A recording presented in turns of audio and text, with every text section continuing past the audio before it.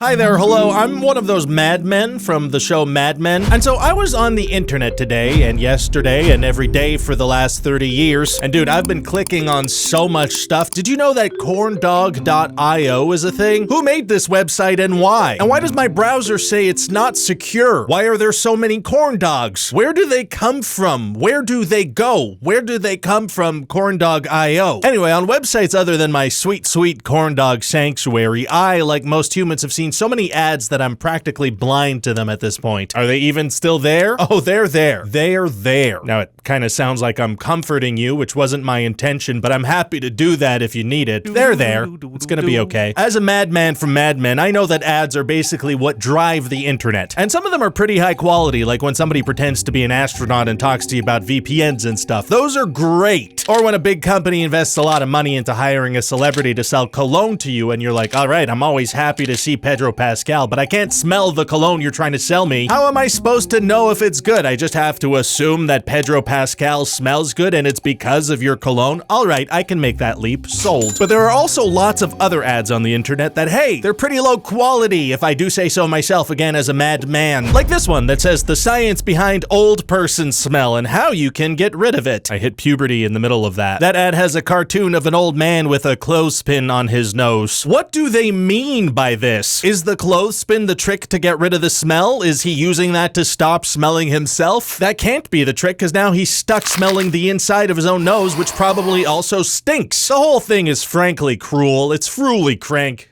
It's Fruella what? Ads like this are crawling all over the internet. You know the ads I'm talking about. If you have moles or skin tags, do this now, and then there's a picture of something that's supposed to gross you out. Fished in Chernobyl? Bizarre sea creature shared by fishermen ... and it's a picture of something that's supposed to weird you out. Sleep apnea. Ingenious pillow takes the US by storm, which sounds normal, except you're also looking at the picture, and where is that guy's throat skin? Put your throat skin back on, you weirdo. These ads are the kinds that I've seen millions of times before without really giving them a second thought. But you know what? It's time to figure out what they're all about. Much like a gynecologist, I've decided to become a private investigator and get my hands dirty. These ads are so gross and/or confusing and upsetting, and they're called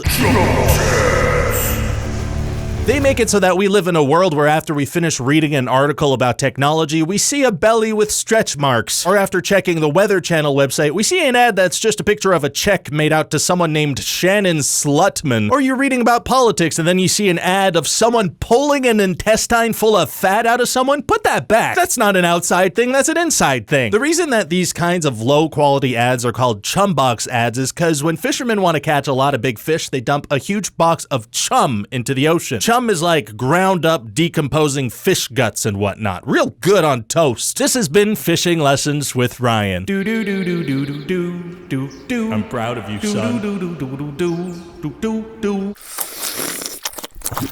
And as gross, off-putting, and frankly inhuman as chumbox ads are, they do exist for a reason. It's actually the same way a late-stage capitalist describes one of their employees. They exist because they work. You might ask, how is that even possible? I don't even click on internet ads ever. Why would anyone click on these horrible things? Look at this one. Ugh. Well, the answer, of course, is because they are so horrible. Because humans are, to put it mildly, pretty weird and messed up. Hey, Jamie, if you could just find a picture of a weird-looking guy here, that'd be great to drive this point home. Just like find like a creepy dude, someone with bad vibes who you definitely want to have a beer with.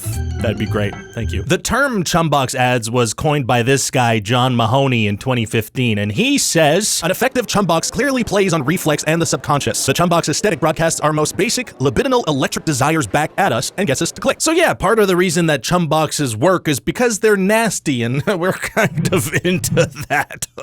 Real chum boxes aren't full of fine fish fillets with a squeeze of lemon. They're full of nasty, stinky fish guts. The nastier, the better. And not even guts from the good fish. We're talking the ugly, racist fish. Like, take this absolutely rancid bit of chum. What causes psoriasis? It's not what most people think. Now, that picture is the dictionary definition of horrible, and I don't like that I've looked at it, and it should be avoided like the plague. Because it might be the plague? Is that what the plague looks like? But still, some part of you you kind of wants to click it, right? Just to see what that was, just to see if whoever's toes those were survived, just to see if what causes that is right next to you right now. Whoa! It's salsa, by the way. Don't eat salsa. That's what that does to your toes. It's not just nasty stuff that works, though. This Mahomes guy has a whole bunch of examples of things that they put in these boxes. Sexy thing, localized thing, old person's face thing, skin thing, miracle cure thing, deeply psychological body thing, implied bodily opening thing, weird food thing, disgusting invertebrates thing, celebrity tabloid thing, money thing, pill thing, extreme body thing. All of those things are things that at a glance make your brain go, what in the tarnation is going on here? That's what your brain sounds like, by the way, just yours. So in a sense, chum boxes work because we're stupid. Hey, shut up, me. There are so many of these chum box things out there, and they've been actively testing and improving their tactics for years. And they still are. According to this article in Fast Company, every click is a vote. We, the readers, choose these images. Chum boxes are a mirror of our worst impulses. No matter how much we complain about them or the degradation of the internet, we've created them and we sustain them. That's right, it's our fault we did that. You're in the clear, companies that are actively trying to manipulate us and mess with our minds. That's on us because we're dumb. Hey, shut up, me. Oh, I already told myself to shut up about that. So chum boxes work, and because they work, there are more and more of them, and they're everywhere, and they're in new exciting formats, and they're constantly evolving. Take X/Twitter, for example, the social media site owned by that guy whose name I don't really want to say out loud because I'm afraid he's gonna pop out of thin air and try to impregnate me. No, okay, I'm being ridiculous. Elon Musk. Oh, shit. Oh, shit. Oh, no. He got me, but I think we're gonna be really happy. I'm proud of you, son.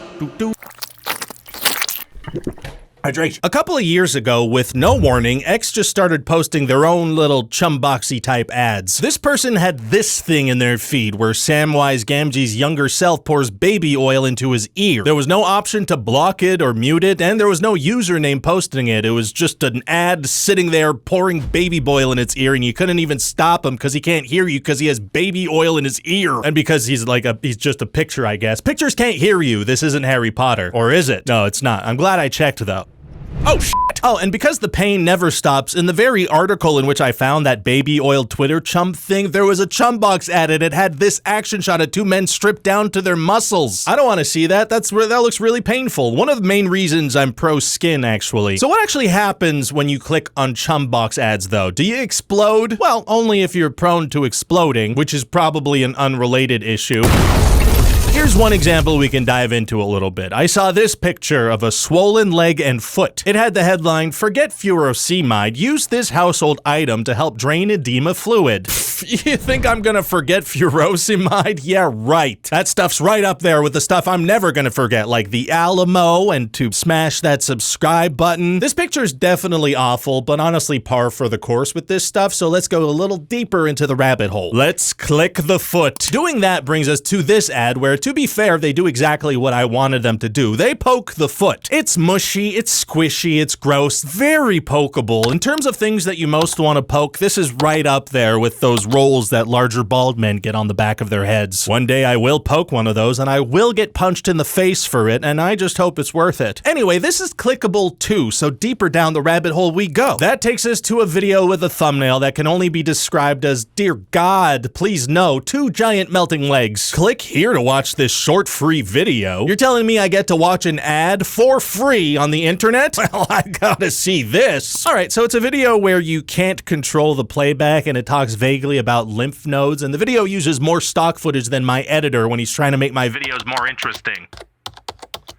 The weird thing is that this video is 30 minutes long. It's an ad for something called LymphMD that they only mention 18 minutes into the video, and there is nothing clickable on the entire page. At the end of the video, they say click the button to order LymphMD, and there is no button. I don't really know if that's an effective marketing strategy. Say, would you like to buy this hat? Actually, yes, I would. How can I go about doing that? I'll never tell. So that ended up being a fairly harmless one that I landed on. Sure, it was for some pills, but I couldn't couldn't order them if I tried, so I felt pretty safe. But not all Chumbox ads are made the same. Maybe some of them lead to sites where you can order the pills. A lot of times Chumbox ads appear on news sites in the same style as the news site, so they seem more legitimate to readers. And they usually say something like also on the web, as if like CNN or Fox were like, oh, you gotta check out this other news. This foot looks nuts. Trust us. There was something called the clickbait report on this site, changeadvertising.org, back in 2019 that said that 80% of major news sites have these things. Funny enough, though, if you now go to changeadvertising.org, you get an ad for a Turkish casino, so we'll take that source with a grain of salt. But you've been on news sites, you can go on one right now and see them. Most of these ads lead to stuff like deceptive affiliate marketing things and mainly low-quality web pages with lots more Chumbox ads until you kind of find yourself in the box of chum just surrounded by trash and you get scared and you start to cry and you start to...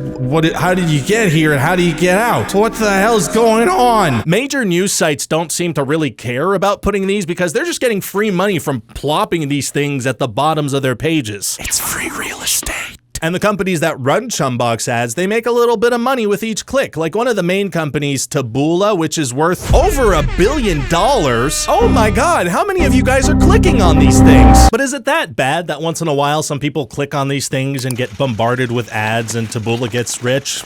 Not really. And I'll give them this, Taboola is a fun name. Just say it, Taboola, Taboola. Taboola's content Chumboxes also spread disinformation. Ah, crap. To be fair, in that Vice article, Taboola responded and they're like, hey, whenever stuff like that happens, we take it very seriously and we shut it down. We will not let our deceptive ads be used for deceptive purposes, not on our watch. By the way, this common bacteria on your watch is causing ... Okay, so that's not great, but it's not like Chumbox has helped Alex Jones stay in business. Oh wow, look at that, I said it and there's an article about that too. That's kind of cool. Who's doing that? Hello? That one was another Chumbox company called Rev Content. There are so many Chumbox companies, it's a multi-billion-dollar industry. So here is my official assessment as a now expert who has looked into this for dozens of minutes. At their best, Chumboxes are gross and annoying. They're like that kid in elementary school who used to flip his eyelids inside out. Well, I'd rather not look at that, but he's here and so am I, so what choice do I have? At their worst, they can trick some non-internet literate people into sketchier parts of the internet by pretending to be other news articles on the sites they're reading. Those sketchier parts could have misinformation, maybe misleading medical advice, maybe even people selling pills that remember to put an add to cart button. So what can we do to use an internet where we're not bombarded with weird, gross images that try to tickle the weirdest parts of our brains for clicks? Well, ad block is a thing, obviously, but these bad boys are popping up all over the place, even like inside versions of Windows and Microsoft Edge. You're Chumboxing on my desktop? Get out of here. You can also go to builtwith.com and you can search Chumbox ad companies like Outbrain and Taboola and get lists of the companies that use them and then not use those websites, I guess. But Taboola alone has like 80,000 clients or something like that, so good luck.